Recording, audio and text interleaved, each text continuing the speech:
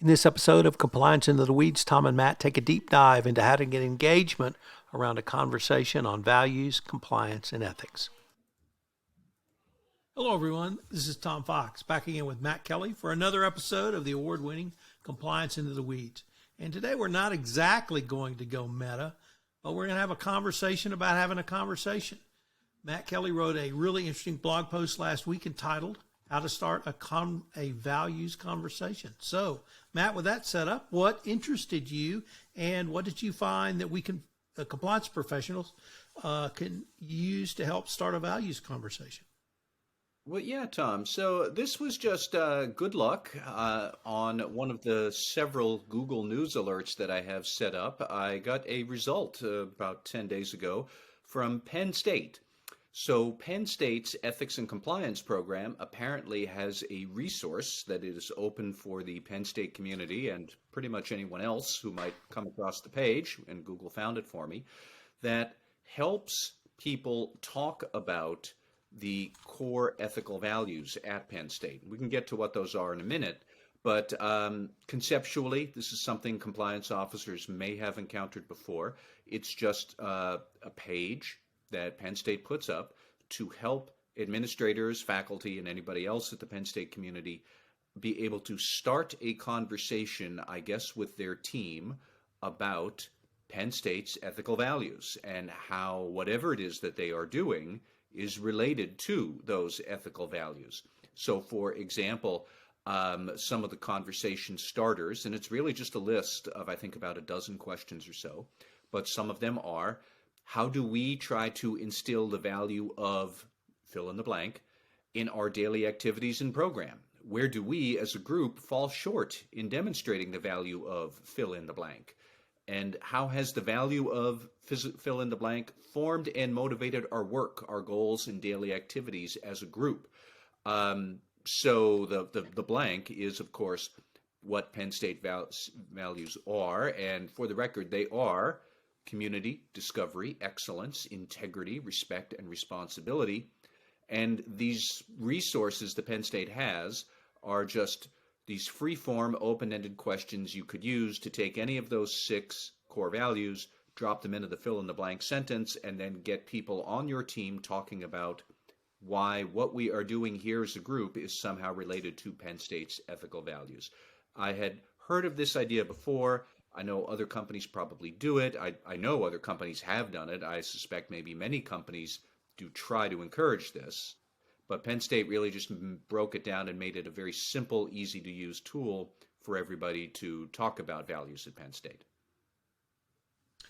So this was certainly interesting, and what I appreciated was the questions they laid out and give middle managers or whoever might use it a framework to start a conversation.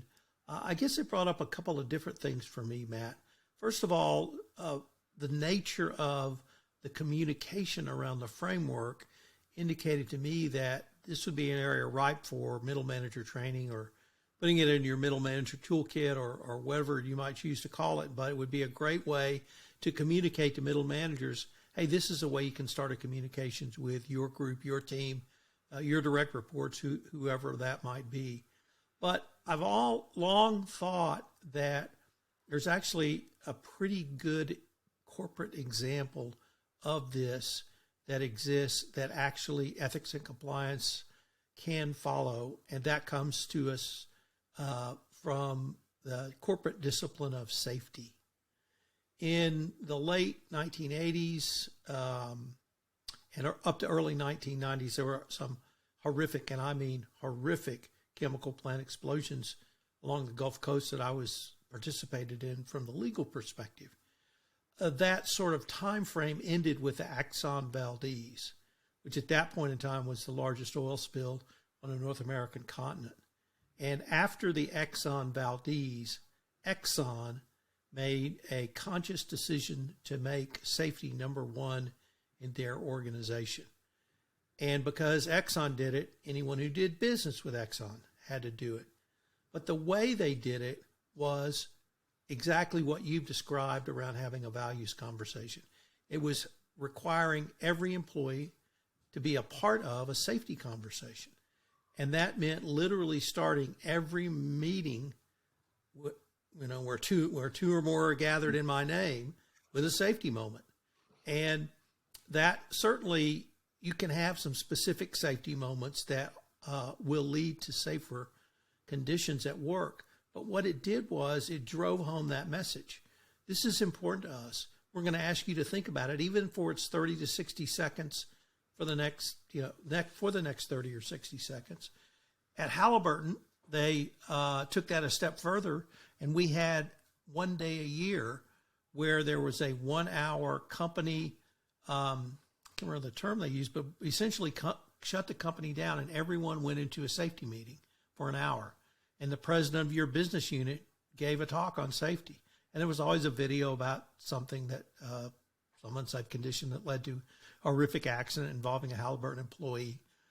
So it was a worldwide safety shutdown. And simply by doing that, Halliburton, Exxon, and every company communicated the importance of safety.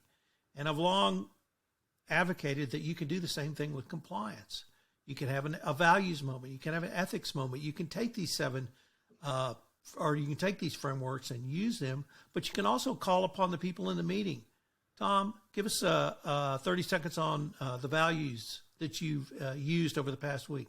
Matt, tell us about something you've been thinking about. Did you have a challenge? Doesn't matter what it is, because once you get people thinking along those lines, it will become more front of mind. It will become more ubiquitous in the company, and indeed part of the entire company culture.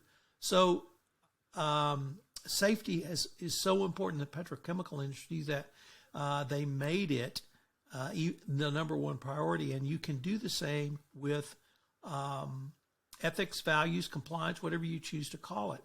And having a framework like this really gives those who need to lead bigger meetings a way to lead those discussions. And kind of, if I can bring it back to the training that you can do as senior managers for middle managers, or I guess compliance to function, and go talk to your middle managers and give them all of this as a part of their training. But the power is twofold. One, you can give specific moments, but it just imbues that culture within the entire organization. So having a framework is great, and it can be certainly utilized. And I think if compliance officers would think about it, it's certainly a low-cost way to get the value of ethics and compliance pushed down throughout the organization. And it's something that you can use today. Well, I have a couple of thoughts about that. I did not know that Exxon was one who had pushed something like this around safety, although that certainly makes sense. DuPont is one that I know that for a long time, DuPont had done something similar, where basically if the meeting was anything larger than two employees who bump into each other at the water cooler, they had to start every meeting by saying, well, we are here for this purpose. It relates back to this of our, I think they had 4 core values. I don't remember what they are. Anybody who might be listening from DuPont and can remember those days, let me know what was going on. But it really was a very strict policy at DuPont that you were supposed to try to embed a conversation about values into the daily routines. What I do like about the Penn State list of questions, and really I don't even know if it is a framework. You mentioned that, Tom. These are just such simple, basic pointers to help people out. But it gets to, I think, a truth that a lot of people might not say that much. Is like, I think it's kind of weird to talk about this stuff.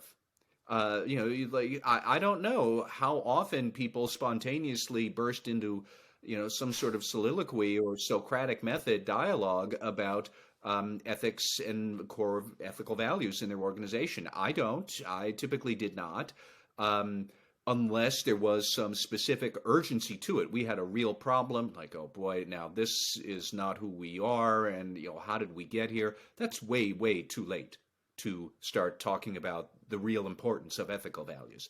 It makes a lot of sense to try and embed an awareness of them at the beginning, but it feels weird. It's kind of outside of people's comfort zone. It's especially outside of your comfort zone if you are not an ethics and compliance professional. And these are questions that middle managers in the first line of defense, or maybe even in the second line, could use to try and get over their self-consciousness about talking about these things until it becomes natural. And it was funny, Tom. I was thinking as I was looking out through those questions, who is the intended user of this? Who's the audience for it?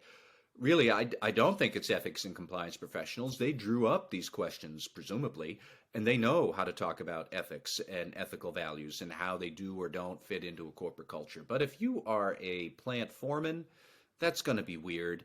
If you are somebody who's on the sales team, you might get the idea that you don't want to win by cheating. That kind of feels gross and it's beneath a good salesman. But I don't know how many salesmen have actually ever started a sales meeting by talking about that. These questions can help people like that.